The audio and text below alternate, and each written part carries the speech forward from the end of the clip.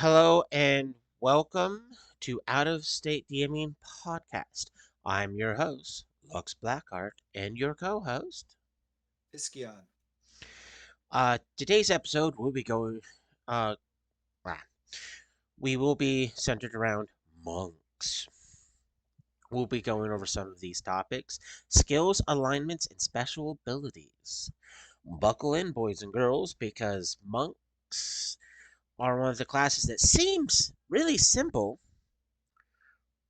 but have some minor complications that can be misunderstood because coming from a DM who's had to suffer through people who can't read or have no comprehension of how things are supposed to function, monks can be messed up.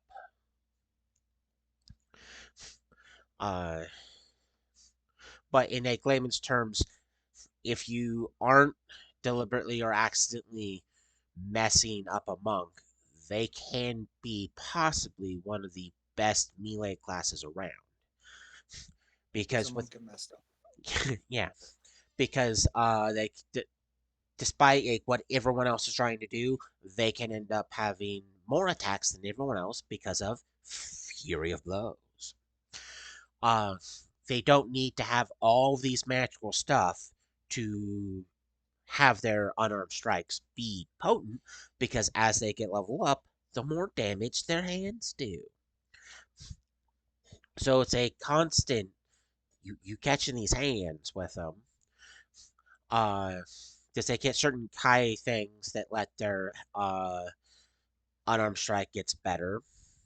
They do have the natural abilities to have their AC just get higher, just for being a certain level. It's one of the reasons why the belt of the monk magical item is possibly one of the best items you can get because you're considered a fifth level monk while wearing it, and if you are a monk, you're considered a monk a fifth level higher when it comes to your AC stuff. So it's like your AC suddenly gets really, really good because of it, and monks are like I said, it's to beat a dead horse. They can just get to a point where without relying on powerful magical weapons or uh, powerful magical armor, they're keeping up on hitting things, damaging things, and in turn not getting hit. Does as we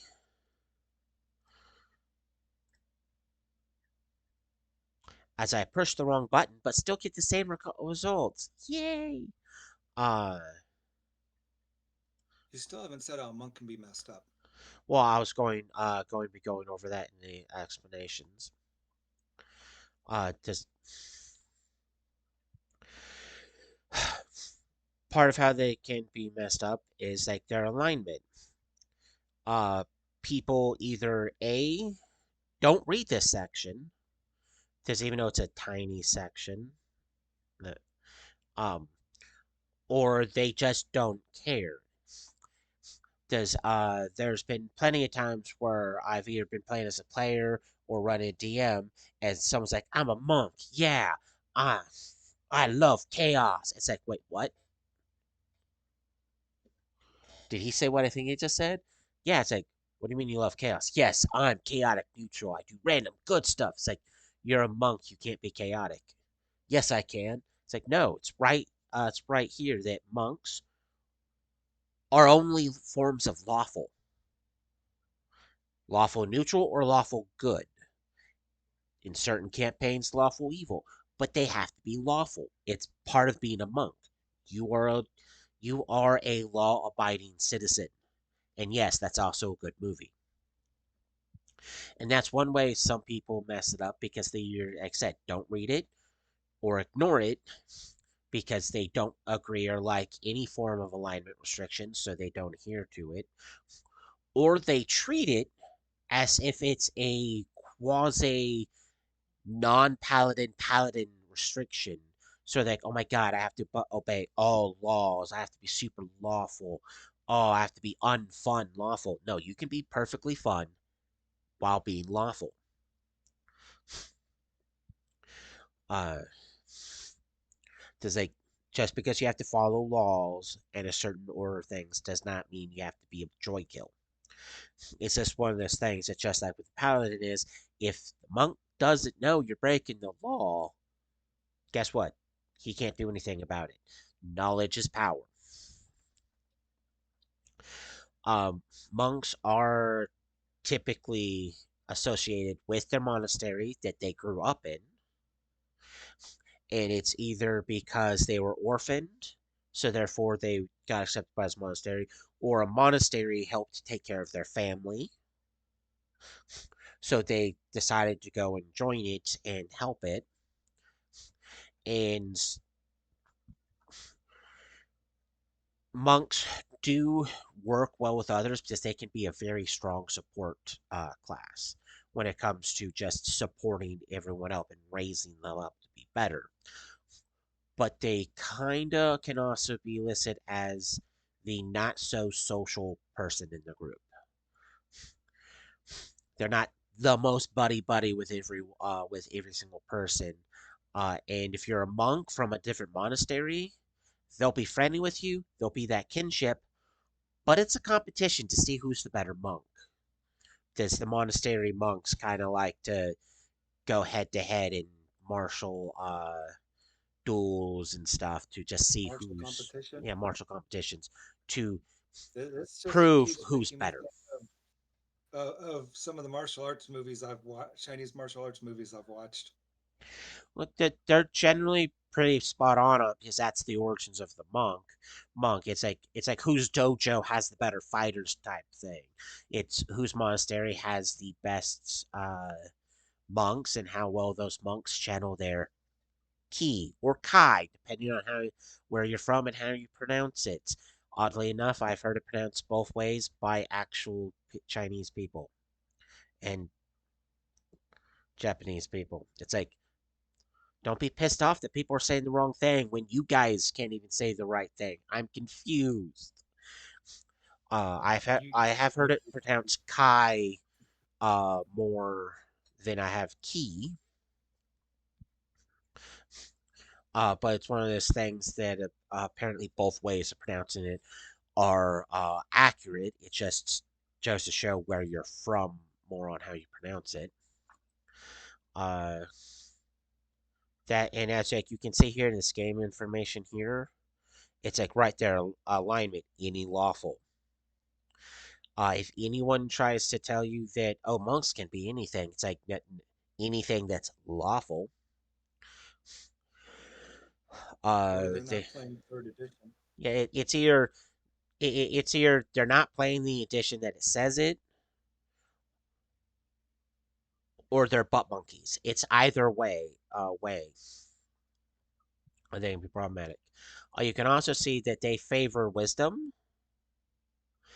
They also provide like their dexterity, because it provides them with better defenses, and strength is their like I'm gonna just go buff man and punch you really hard.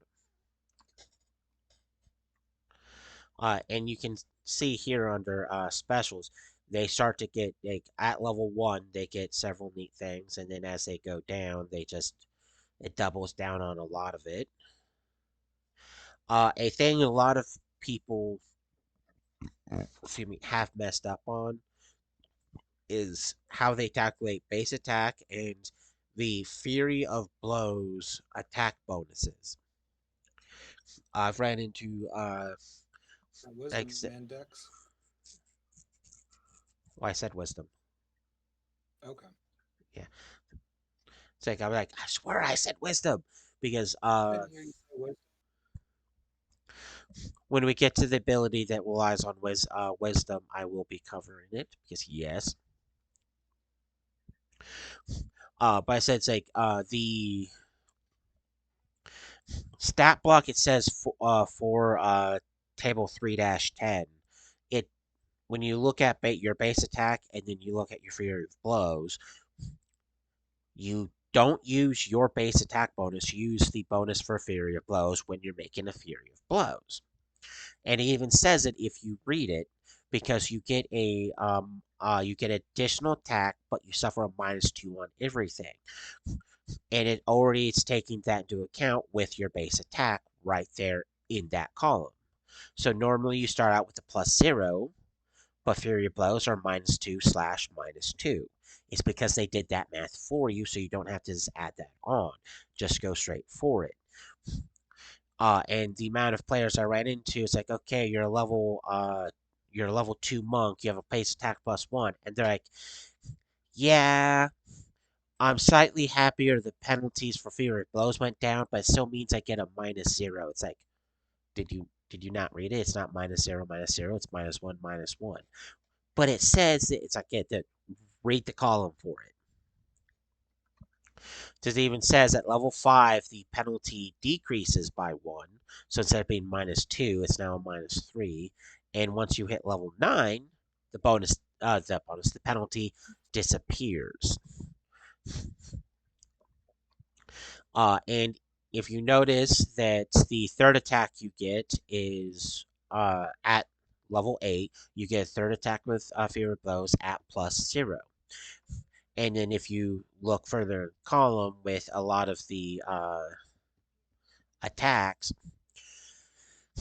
the new attack starts off at a lower bonus than the rest. And then after a point, it just goes up and matches with the ones that came before it. And then the new one has a bonus property hit. So at level 8, it's +5. It's +5/+5/+0. And then at level 11, it goes from that to +8/+8/+8/+3. So that 5 lower than the rest suddenly matches the rest, and then you get a new attack that's 5 less than the ones that came before it. And pretty much almost every time you get a new attack, you see an adjustment like that. Uh, does at level 14, uh, it's 3 10s and a 5, and then voila, 15, it's 3 11s, a 6, and a 1.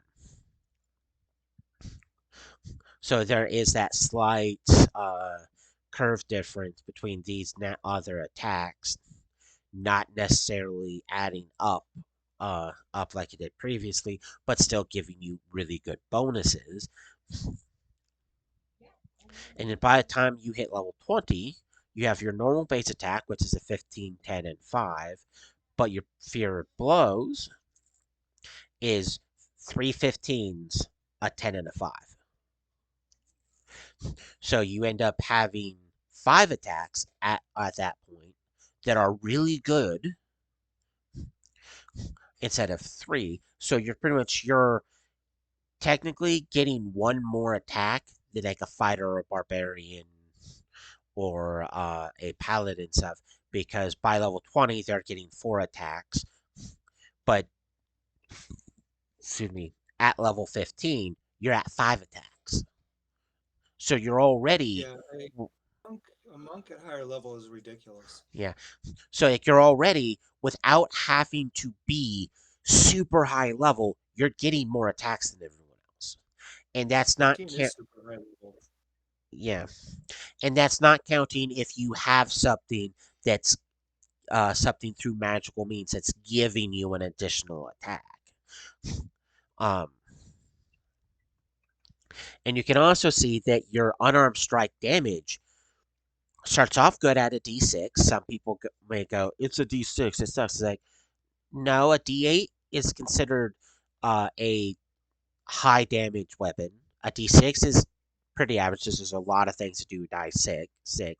A d10 and 10 is like that's superb damage, but it's not common. With d12s being the generally the highest damage type of weapon, but it's also like not that used. They like to go to multiples of dice, like 2 die 6 or 2 die 4.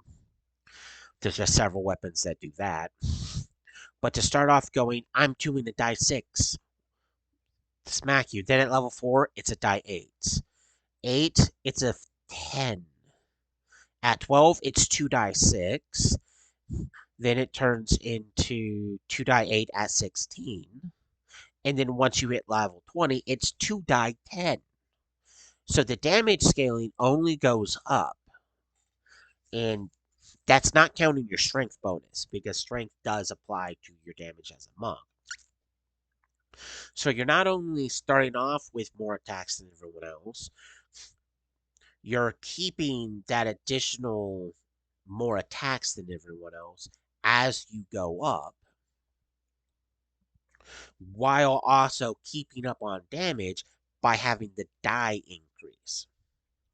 Well, that So, and you start out. I mean, you start out with doing the same damage as a short sword with your fist. Then yeah. you're doing the damage of a long sword. Then you're doing Yes. the damage of a great sword with your fist.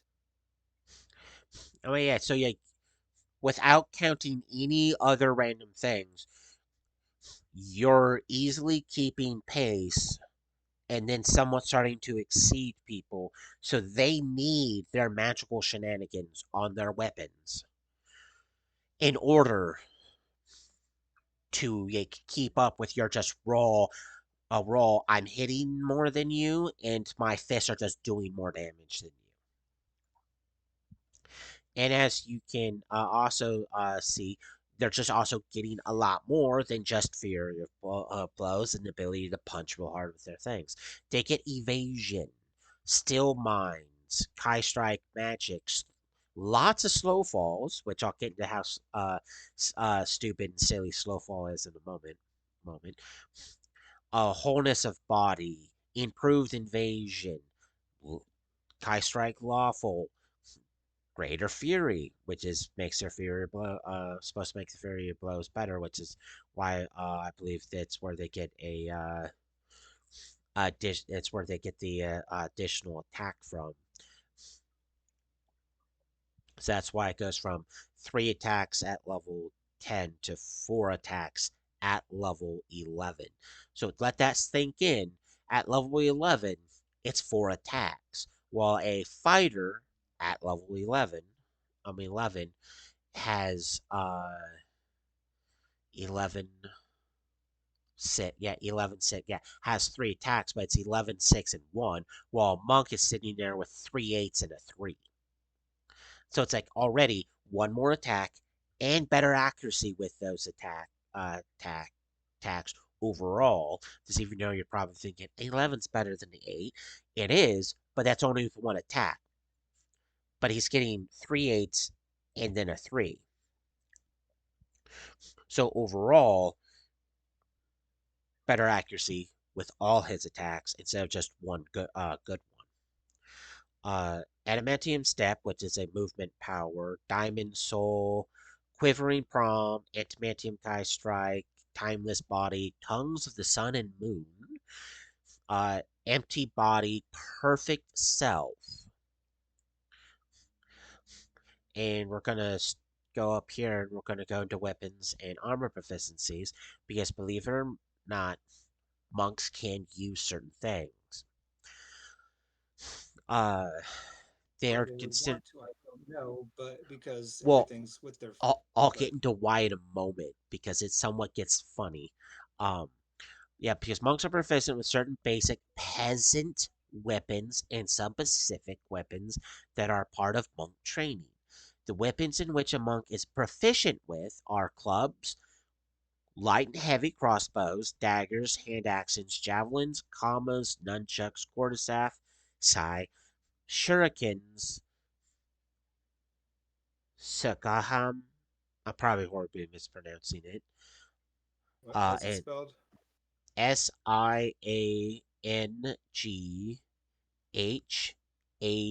Siangham. Yeah, I don't know. Uh, Just think every martial arts movie you've ever seen. Pretty much.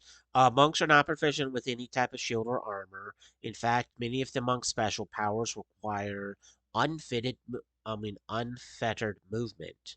When a monk is wearing armor, using a shield, or carrying a medium or heavy load, a monk loses your AC bonus, their fast movement uh, ability, and your fury of blows. So three things that make a monk really, really awesome go out the window because you're carrying too much or you're using some form of armor or shield.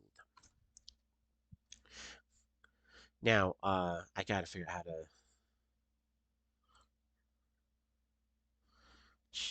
unlock that. Is there a way to make this?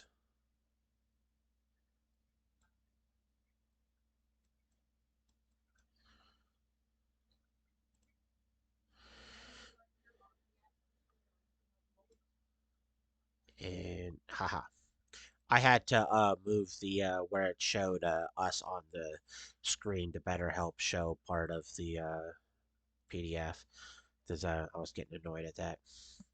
But as you can see under the AC section, uh, where it starts to talk about how they're highly trained at dodging blows,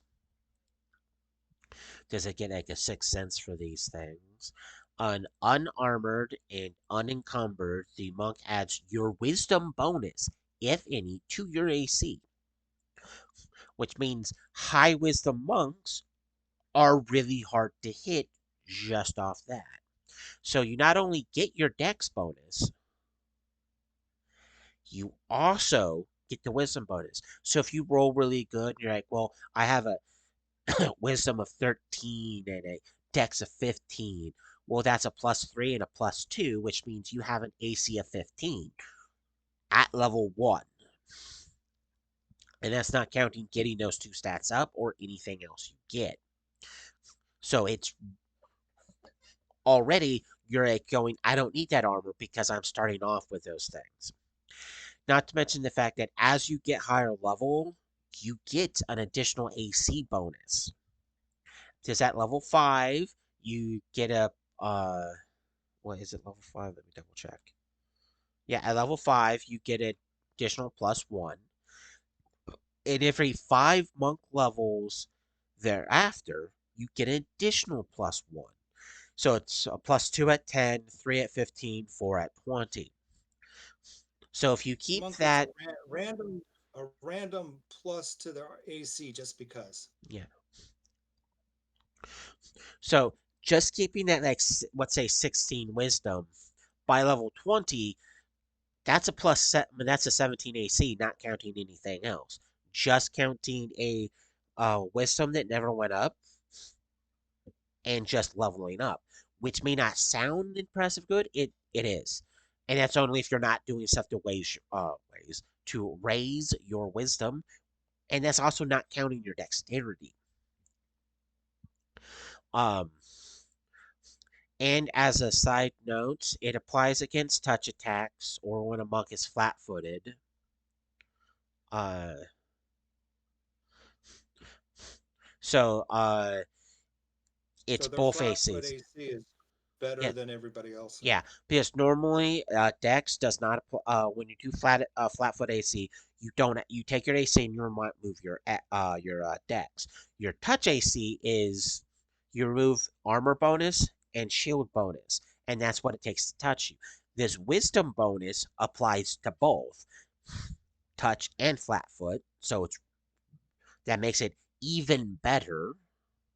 Uh, yeah, you lose these bonuses when you are immobilized or helpless. Uh, any form of Like everybody armor else. or shield or carrying a medium or heavy load, you lose it. So not being encumbered at all is key. So like I said earlier, the moment you get heavy, you get uh into your medium load, all your monk stuff pretty much stops. Well, not all of it. It's just the really good stuff you rely on stops working. Fury blows, like I went over, it tells you what the bonuses are and what you actually do it. It also states that the penalties apply for the entire round. So, if you do your Fury of Bows, you use your attack bonus for that round for your attacks of opportunity. If you do attacks of opportunity, you suddenly don't gain more bonuses because you're no longer doing a unarmed strike because it's attack of opportunity. No, that -2 at level 1 sticks for the entire round. It goes away on your turn and then resets if you do Fury of Blows again. And yes, it is a full attack action, which is an entire round thing, to use your Fury of Blows. So it doesn't let you do a crap ton of attacks and then run off gleefully. And there's a side note, and this Fury is of why it's blows is important. fury of blows is your chance to just shake Obliterate an somebody enemy. with your fist. Yeah. Now, this is a side note here, and this is where a lot of people mess up. So when I say if you're playing 3.5 or any other edition, you don't have to use a fine-tooth comb to go over all the information for your class, but just read the entire thing for the ability. And if you have any questions, then talk to the DM or someone experienced playing with that class. Because this next section, when I read it, like years ago, I literally looked at my players that were trying to do monks and go, why aren't you using this here? They're like, because my hands only work for Fury of Blows. I can't use anything. And then I open the book and read, when using Fury of Blows, a monk may attack only with unarmed strikes or with special monk weapons. The comma, nunchucks, quarterstaff, sai, shurikens, and the senham. They may attack with unarmed strikes and special monk weapons interchangeably as as designed. For a 6th level monk of the Emperor could make one attack with your armed strike with a +3, and make and one attack with their special monk weapon with attack bonus of +3. When using weapons as part of the Fury of Blows, a monk applies your strength uh, bonus to the damage rolls for all successful strikes, whether she wields a weapon in one hand or both hands. The monk can't use any weapon other than a special monk weapon as part of a Fury of Blows. I think part of the problem is that stuff like the comma and the psi and what have you are usually um, less damage than the fist. To a certain point, it can be less damaging, but then you get into the quasi stupidity of how magic on weapons work. Because your hand may at a certain point do all this damage. But if you pick up a comma that happens to be, let's say, a +5, in a +5 speed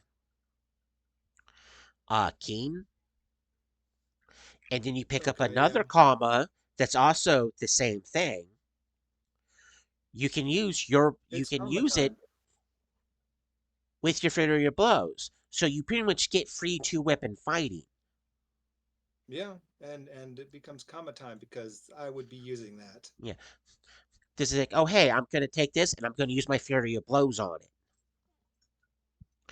Um Because like instead of getting your normal attacks with the comma, you're like, oh, I'm getting all these attacks with this comma, and because of how speed works, speed is adding into it, so you're getting another huge attack. So you're like, I'm just going to dissect you with this here, and even though your fist made you more raw damage, you can put stuff on that comma, and now your Fury of Blows went from okay, it's good to even better because the weapon can have stuff put on it that makes it better. So therefore, your Fury of Blows becomes even better Because you can also go, oh, um, we're fighting zombies.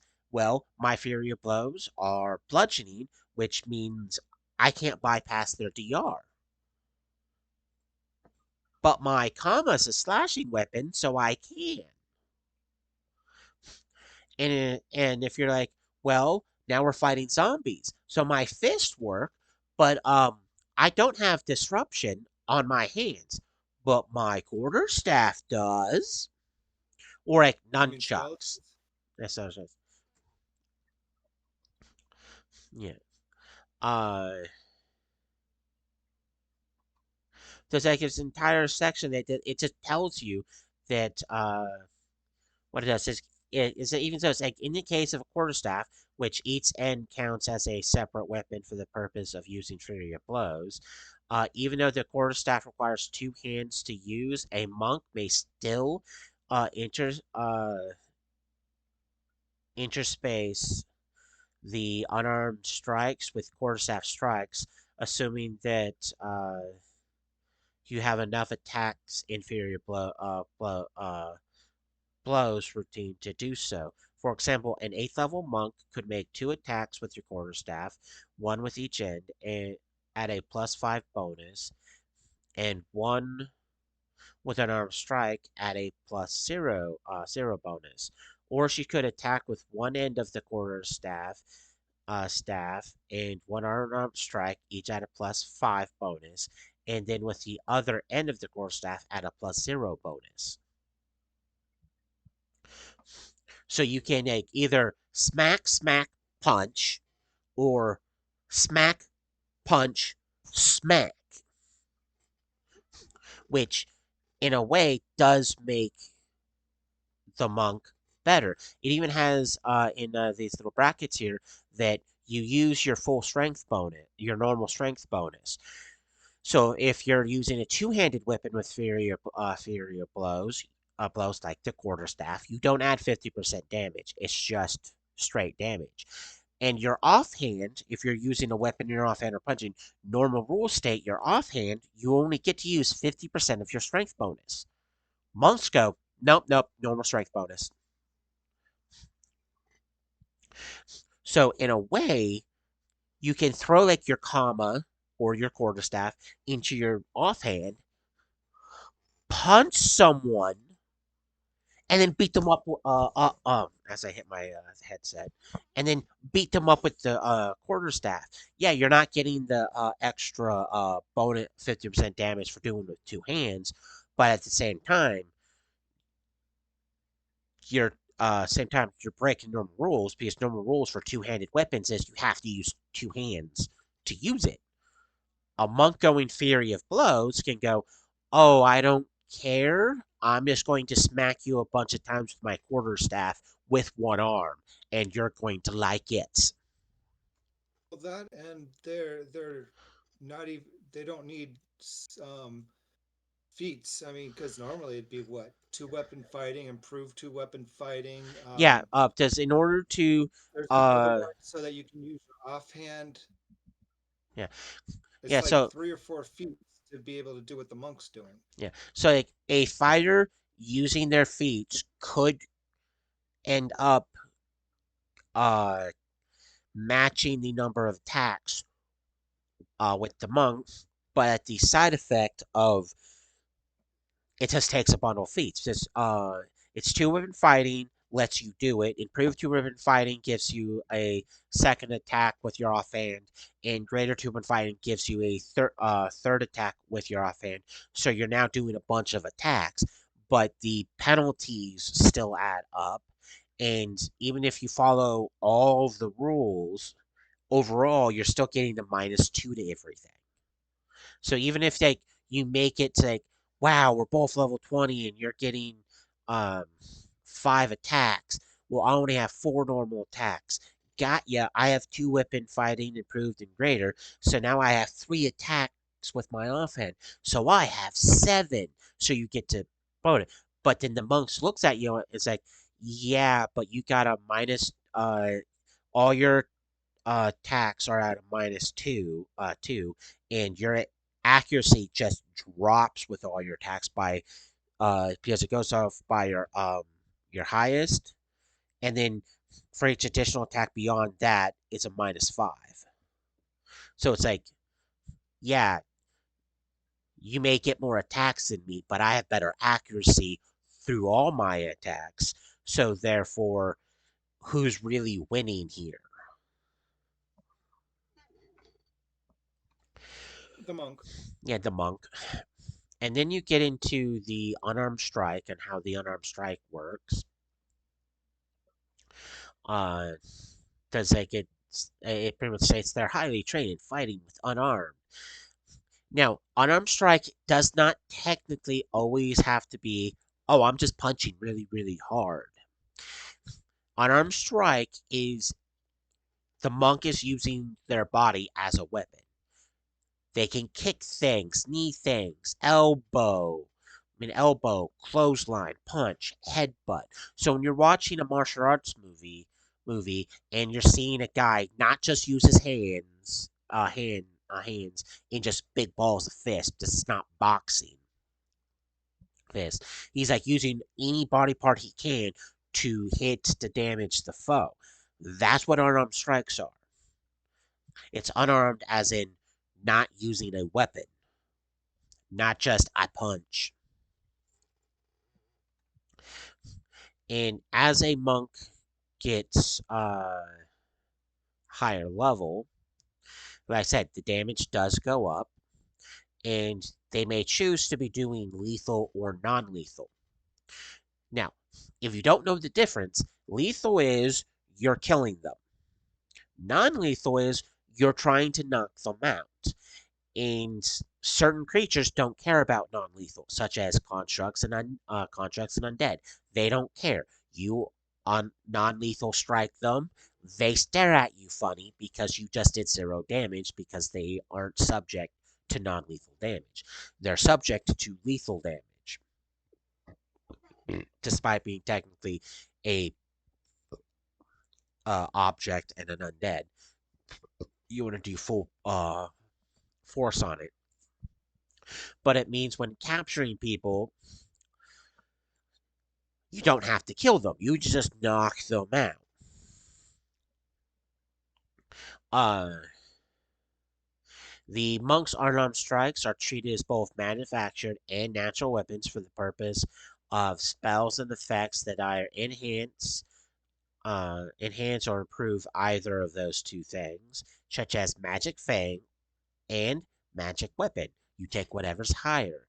So if you're uh, buddying up with a druid, they can slap you, go, your unarmed strike now is magical fang. Or if you're with like a sorcerer or a wizard, they can go, magic weapon. You're now punching, kicking, elbowing a lot harder. I thought Magic Fang was animals only. Natural attacks. Okay. It has to be a natural attack. Normal unarmed strikes that you get for just being a person don't technically count because it's technically not a natural attack. Because it's not claws or a slashing tail or big teeth you bite. A monk goes, oh, these hands are both weapons and natural ones. So either of those two spells can make me better. Because that's also where a lot of players, because they didn't simply read, end up failing because they either A, totally assume that none of those spells work, that in order to enhance themselves, they have to not use the Fury of Blows because um, they need to do all this stuff just to have things that actually make them do more damage and stuff. When it's like, no, no, that is definitely not the case. And cat, no, no, no, no, no, no, no, no, no, no, no, no. I know what you want to do. You're not walking on the keyboard. I don't care if you want to look outside. She likes to like walk over my keyboard for some stupid reason, and it's like, no, you're pressing random buttons. You attention-seeking kitty. No, but I say it's like so they just neglect their unarmed strikes, or they get real whiny because I don't get any bonuses. Uh, but that both those things work. Uh, but then as the monks do go up in level, where is it? I love how I look for stuff. Oh yeah, Kai strikes. Now, Kai strike is an ability that is really good, and some people either bank on it a little too much because then they say it's like I'm not relying on literally anything else, just this, or they just forget that it exists. But what this does is your fists are now powered with Kai or Ki. You're at level 4. The unarmed strike is treated as a magical weapon. Therefore, it is bypassing the it is bypassing DRs that work that way. So if something says DR like 5/magic, a monk now bypasses that. As they get higher level, like at 10th level, it's treated as lawful. So certain creatures that need lawful weapons to bypass their DR, it now works against. When they get level 16, they're treated as adamantium, which should tell you just how powerful of a punch they are. So it's just really really good. It's like, hey, now she is this, now she is this, now she is this. So when they catch them hands, it's better. The They do get bonus feats at first level. Uh, and second level, sixth level. Does it stop at sixth level? I thought it went farther. Yes. Yeah. Um. So at first, second, and third level, uh, they can get these bonus feats. At level 1, it's either improved grapple or stunning fist. At 2, it's either combat reflexes or deflection of arrows. 6, it's either improved disarm or improved trip. So they can get better at like, I'm gonna stun you, or I'm gonna dodge an arrow, or I'm going to knock you on your ass now. Wait, no, deflection of arrows is deflecting arrows, Yeah, it's like, not dodging arrows. well, technically, because Terrence says dodge, dodging, because you are technically dodging. It's just you're moving the arrow away, pretty much swatting the arrow away from you to dodge it. Because you're not standing there and going, you're still moving there and then just using a body part to help guide it in not your direction. At second level, they do get evasion, which is a really good ability for uh, not do, not wanting to deal with reflex saving throws when it comes to taking damage. Then that's a rogue trait too. At third level, they do get fast movement, and fast movement, as you look on this chart here, starts to get redunculous. So at third level, it's plus 10, and then at 6, it becomes plus 20. 9 is plus 30. 12 is 40. 15 So is really, they 50. become faster than the barbarian. Yeah, this barbarian only gets it once at a plus 10. So, uh, so even though a barbarian gets it pretty much at level 1, monks get it a few levels later, but then it just gets better and better and better and better and better. which in layman's terms also means they are the best jumpers when it comes to doing a long jump. Because doing a standing jump, you can't add your speed bonuses as to a standing jump, so you have to do a long jump. But what it means is when they do that jump, well, a running jump, their bonus is huge. Just for every 5 feet you go above 30, you get additional +4 to your jump checks. So it means at level 3 they get a +4, and every third level they get an additional +4. So by the time they're level 18, they have like a +24 on their jump checks, which is fabulous. This is like, oh, I'm just gonna do this run here and just pretty much leap over everything. And for those playing at home, jump checks have a way of brutally injuring or killing people because you didn't make it, and that's because the rules and distance for them have a way of brutalizing people, but that's for a future episode. I don't like jump check rules at all. It it's a little complicated. The It's stupid. ability Still Mind gives a +2 bonus on saving throws against spells and effects from the schools of enchantment. Uh, so pretty much, if they're casting an effect that's considered pretty much a mind affecting effect, they get a better chance of this going because they get the +2. Slow fall is a okay, but also at the same time somewhat goofy thing. Because a lot of people don't fully read this.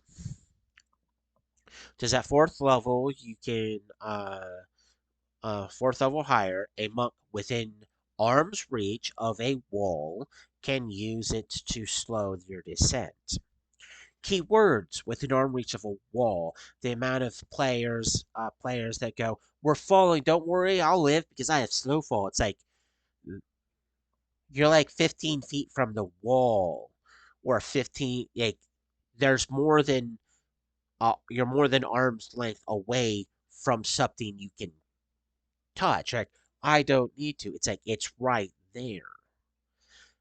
If you don't have the ability to reach your arm out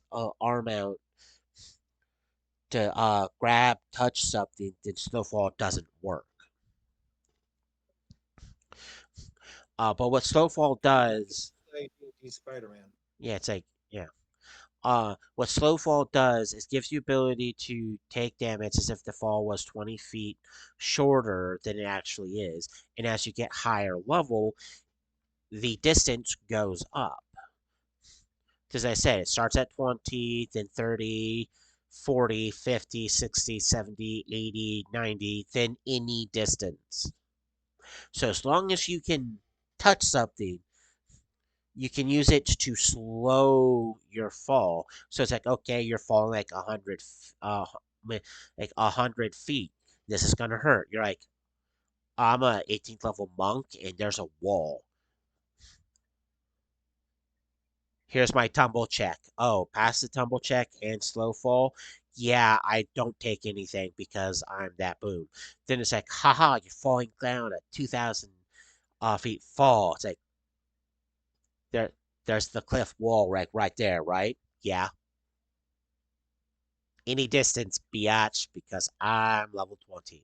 And it's like, So while everyone else falls to their death and dies, the monk is like, I pick up their uh, bodies and what I can carry, so that way I can run off with them. By run off with them, I mean I'm putting all the money into a pocket and I'm just like ripping off a nail, and then I'm bolting like you said, bolt away because I need to stay in my light load so I can have them all resurrected. Perfect scapegoat. Uh, Purity of body. Or there's a there, there's a convenient cart that can be they can be loaded up in. Yeah. Uh, because that does help. Uh, at fifth level, they get a certain what they can control or control over their body's immune system, giving you immunity to all diseases except for supernatural and magical ones. So if it's so pretty much if it's a supernatural disease, it can still affect you. But if it's considered natural, it's like, oh, filth fever, I don't care about. That's a natural disease. But if someone pops up going, here's mummy rot, you can go, oh, crud muffins, because that's magical. Well, I mean, technically it's supernatural. No, that is magical. Lycanthropy is considered supernatural. And yes, that's considered a curse and a disease. Both. And transmissible to monks. Yeah. Wholesome of body. At seventh level, they can heal their own wounds. You can heal a number of hit points of damage equal to twice your current level each day, and you can spread it throughout several uses. So at 14, I mean, not 14, at level 7, you can heal 14 hit points of damage all at once or throughout the day. So if you get hit really hard and you're like, huh, I'm probably going to end up dying. So I'm going to use my 14 points of healing, which this ability does not provoke attack of opportunity, and then I'm going to then like hope this last punch hits, or they do full tactical withdrawal and then heal themselves on their next turn. Uh, yeah, and hey, at ninth level they get improved evasion,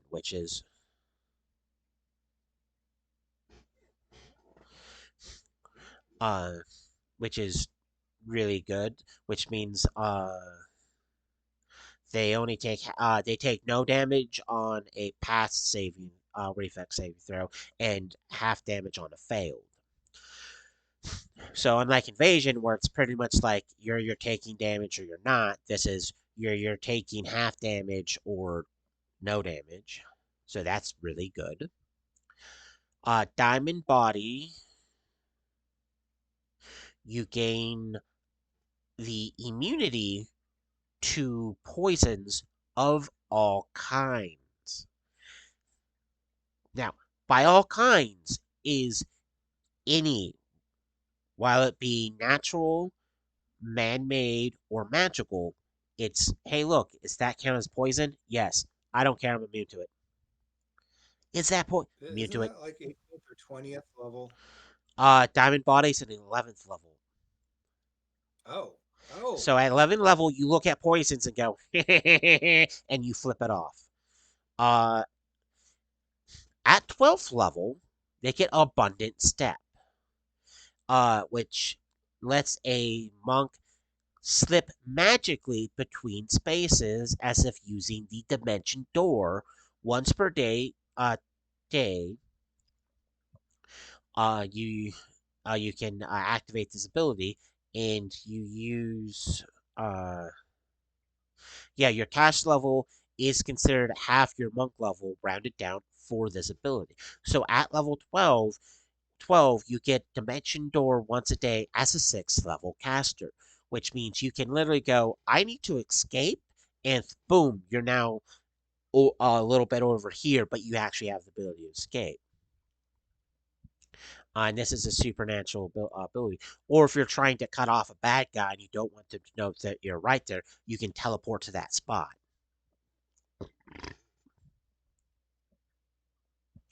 Next is Diamond Soul, which is a 13th level. Uh, what Diamond Soul does is you gain spell resistance equal to your level plus 10, which is pretty much greater spell resistance at level 13, which means you have a SR of 23 at what can be considered it's 13th is still technically mid level, but it's still high mid level. But means any spell that does not auto bypass spell resistance, the caster has to beat a 23 just to have the spell work on you. So it's like, yay.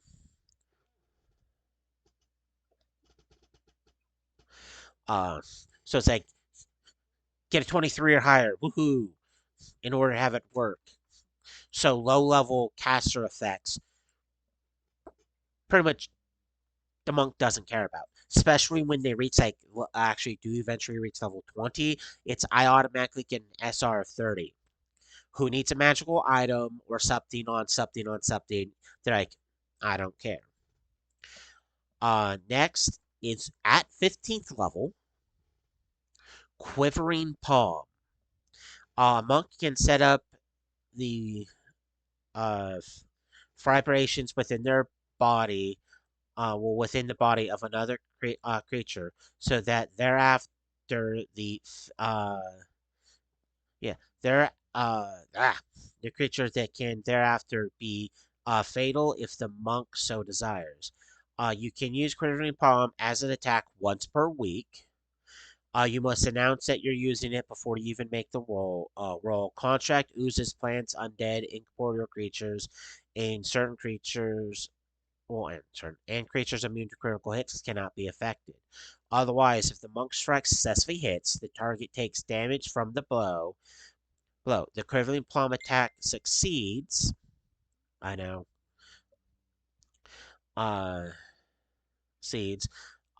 Thereafter, the monk can try to slay the victim at any later time as long as the attempt is made within a number of days equal to the monk's level. To make the attempt, the monk merely wills the target to die as a free action, and unless the target makes a fortitude saving throw equal to 10 plus half the monk's level plus the monk's will saving throw, it dies. Uh,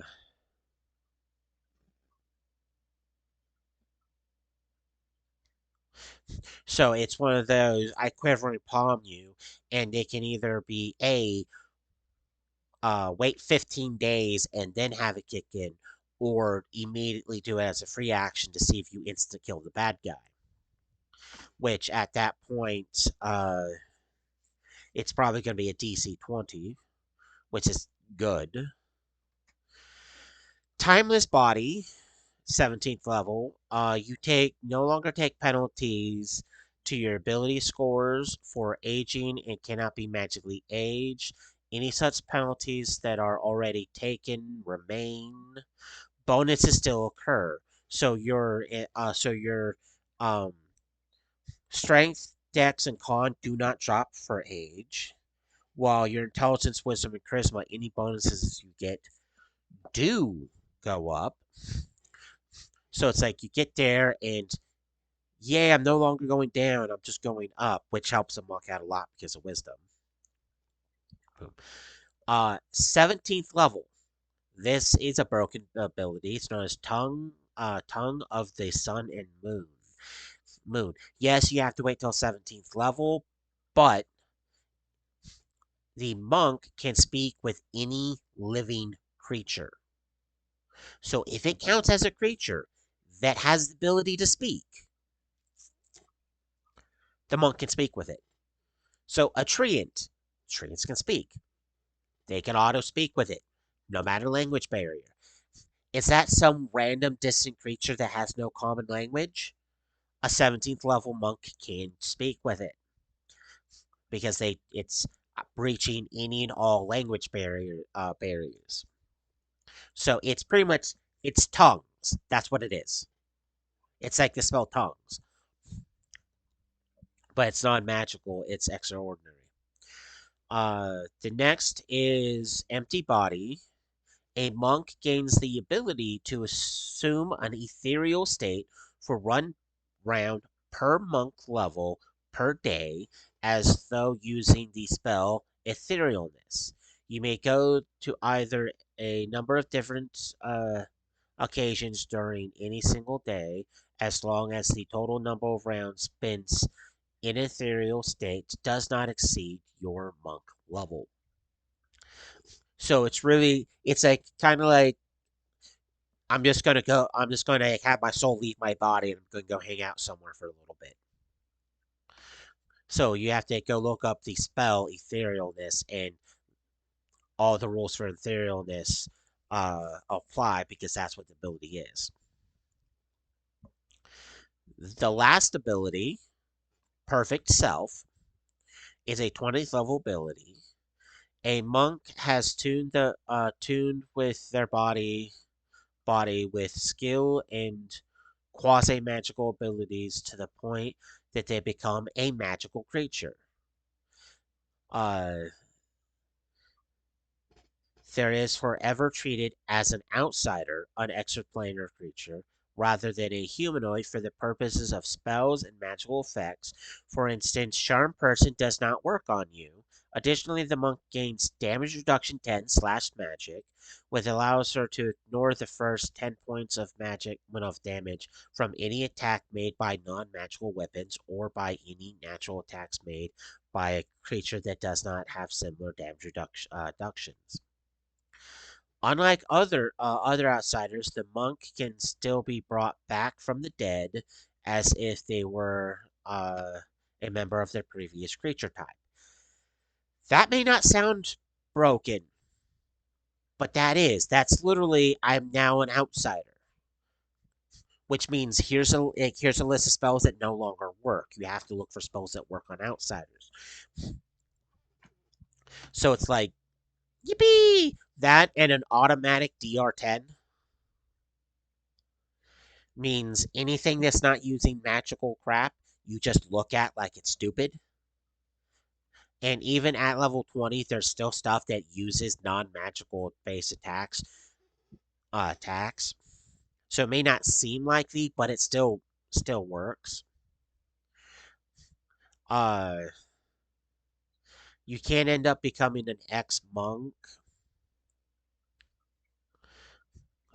Um, but the last thing to note, for monks is once you stop taking levels in monk and you start taking levels in another base class, you can no longer take levels in monk. So if you plan on cross classing, don't, because you cannot go back to being a monk. You get to keep all your monk stuff, but the monk levels always stay at that point. There is a feat that helps with that, but a DM has to permit that feat, and it's called monolithic training, where you take it, you pick a class that's not a monk class,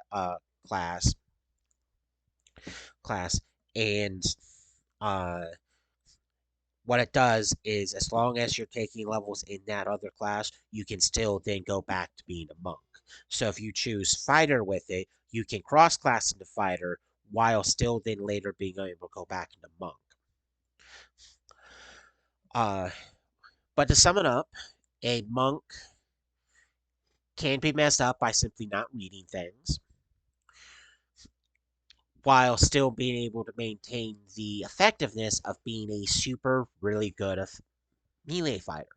Because like as we both said, the number of attacks they get makes them really good. The overall accuracy, superb.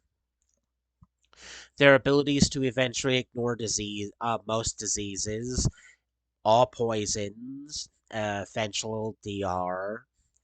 Uh, their hands count as certain weapon types. It just means the monk can constantly, consistently go without claiming any magical armor or weapons and just get stupid with it because they don't need that stuff. So unless it's like specifically a weapon they can use, they can ignore it. They can push it to the side. They can let the rest of the party have it because they're still really good. So if you're thinking about being a monk, Go for it. Have fun with it. Uh, don't let anyone tell you otherwise. Just read what you get and how the stuff works. That being said, we're at the end of the episode. Uh, thank you for watching. Hit Uh, subscribe. yeah, yeah. Join us next week as we talk about paladins. And remember to like and subscribe. We will see you next week here on Out of State DM.